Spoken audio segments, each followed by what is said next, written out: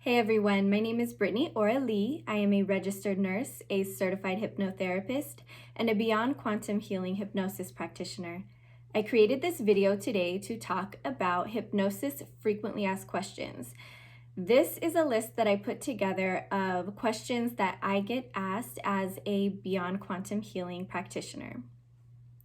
The number one question that I get asked one way or another is, what is hypnosis and what does it feel like? And hypnosis can best be described as focused relaxation. It is focused relaxation with increased imagination. The reason you have increased imagination in this state is because your subconscious mind is brought to the forefront and your conscious egoic mind is pushed more to the background. And when your subconscious mind is in the forefront, imagination is how your subconscious mind communicates with you. And when it comes to hypnosis, it is important to understand that just as all healing is truly self-healing, all hypnosis is really self-hypnosis. I don't put anyone into a hypnotic trance. All I do is guide you into putting yourself into that deep trance state. Everybody goes through different levels of hypnotic states multiple times per day. You go through different levels of hypnosis when you are waking up, when you are falling asleep. You are in a state of hypnosis when you drive home and you forgot how you got home. You are in a state of hypnosis when you are staring at your phone and ignoring the rest of the world. You are in a hypnotic state when you are daydreaming, when you are engrossed in reading a good book, when you are zoned out and watching TV. All of those are hypnotic states. Hypnotic states are completely natural states for your brain and body to be in, and you do spend much of your day in a hypnotic state. As a hypnotherapist who practices BQH, I do get some fearful questions about hypnosis, such as, will I get stuck in a hypnotic trance? Is hypnosis safe? Are there any dangers? Can I possibly lose control of myself? And to them, I say that hypnosis is so extremely safe. Not only do you go through different levels of hypnosis every single day, but it is a perfectly natural state for your brain and body to be in. When you are working with a hypnotherapist, at no point will you lose control of yourself. Hypnosis is absolutely not loss of control.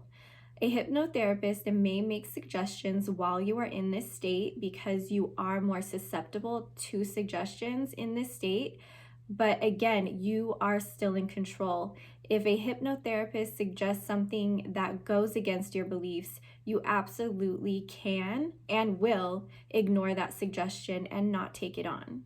And as for people asking if they can get stuck in a hypnotic trance, the answer is no, you cannot get stuck in a hypnotic trance, just the same way you cannot get stuck in sleeping or daydreaming. If you are under hypnosis and you would like to come out of that hypnotic state, all you would need to do is open your eyes, wiggle your fingers, wiggle your toes, move your body, and get up, and you would have brought yourself out of that hypnotic trance.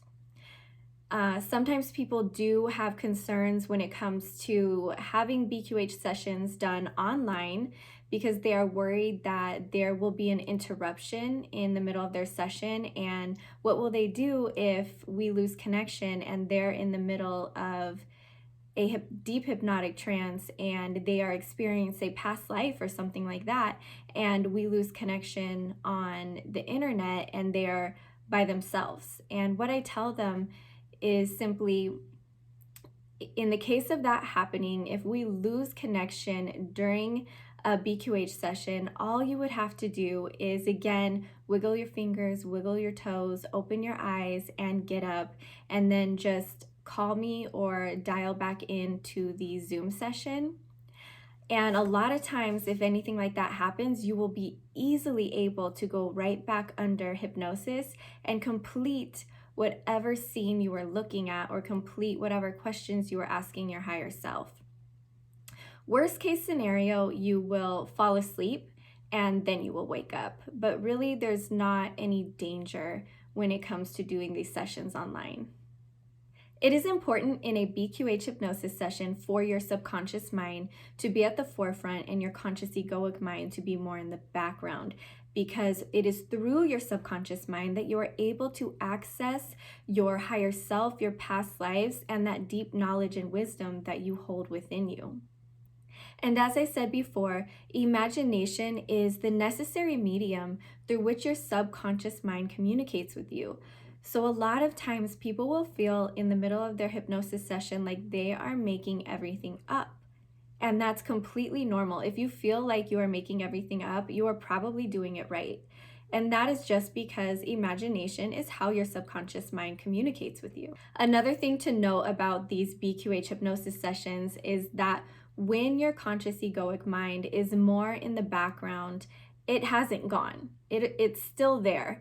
It still has the ability to analyze and to judge what is happening. So while you are under hypnosis, you will have this little egoic conscious mind back here chattering, saying negative comments, judging things, saying this isn't real. Whatever your egoic conscious mind is saying, it's very judgy. So when you have those thoughts back here that are just chattering away, do your best to let the comments roll off your shoulders. Do your best to completely ignore what your conscious egoic mind is chattering about over here, and just focus on what your subconscious mind has brought forth for you to experience. The more you focus on what your subconscious mind has brought forth for you, the more you talk about what you are experiencing, the more you are able to go deeper into it and experience even more. So whatever you are experiencing, feeling, thinking, hearing, verbalize it. Tell me what is happening. People also ask me, will they remember their hypnosis session? And the answer is that yes, you will have conscious recall of your hypnosis session, but it will feel like a dream. It will feel like a dream in the sense that you will remember everything upon coming out of that hypnotic trance. But as the days go on, it will start to fade from your memory the same way a dream would. That is why it is important for you to listen to your recording as soon as you can, and in the days, weeks, and months that follow, because it will allow you to remember what happened, reconnect with that experience again, and help you to continue to learn and grow from it. I have noticed that people oftentimes carry this misconception that they will come in for a hypnosis session and that during their session they will fall asleep, lose consciousness, and say a bunch of crazy stuff while they're under hypnosis, and upon awakening they will need to hear the recording to even know what took place. And I just want to say that that is pretty inaccurate when it comes to my hypnosis sessions. Hypnosis is not sleep. Hypnosis is not loss of consciousness, and hypnosis is not loss of control. When you are under hypnosis, you are still going to be conscious, you are still going to be awake, and you are going to remain in control of yourself. And when you come out of that hypnotic trance, you are going to remember what happened. I think a lot of times people who are big Dolores Cannon fans, such as myself, have that misconception simply because when they read her books, which are absolutely wonderful, her clients in those books go into a hypnotic trance, go into a somnambulistic state within their hypnotic trance. And in this state, they do lose consciousness and they do not remember what they did or what they said. In this state, they completely become this other person. So say they go to a past life, they will completely become this other person. They will talk like this other person. They will think like this other person. They will even sign their name the same way this person would have signed their name in that lifetime.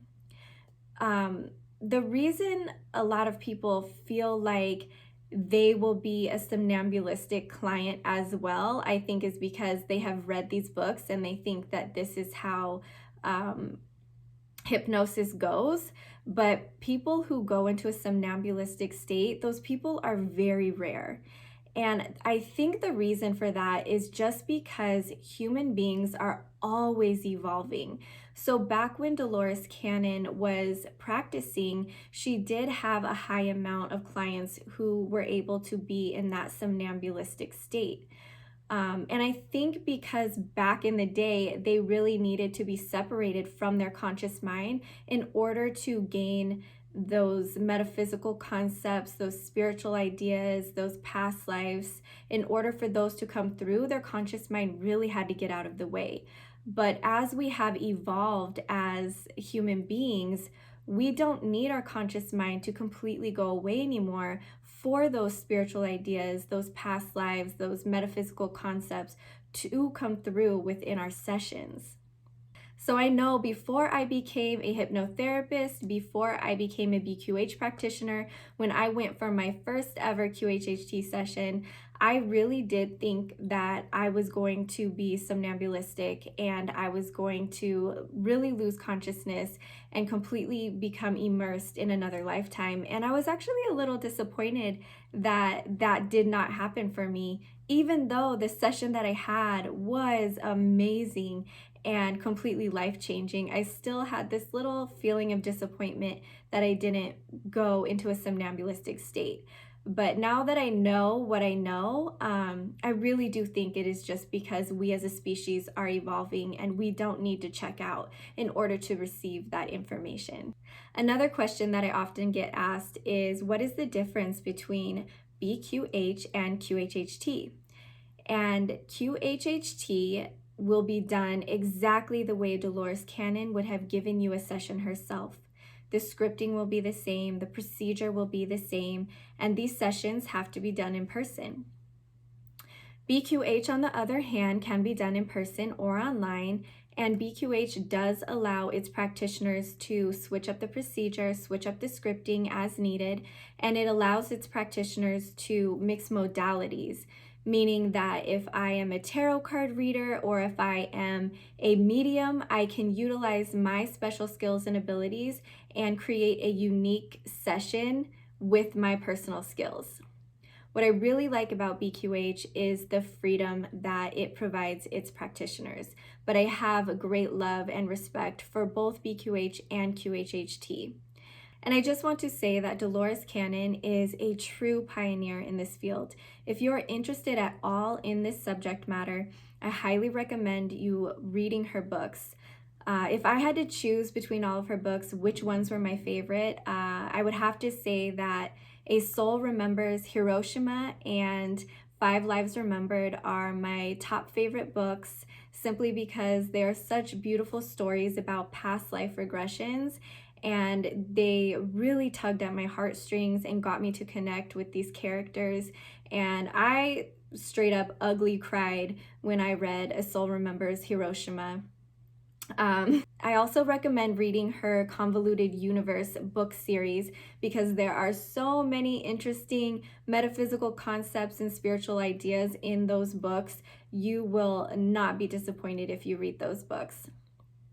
So that is my list of hypnosis frequently asked questions. If you would like to book a session with me or you have any questions for me, you can find me at BrittanyAurelie.com.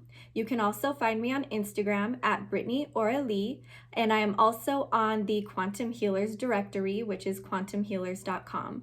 Thank you so much for watching this video and connecting with me for a little while. I hope you have a wonderful day.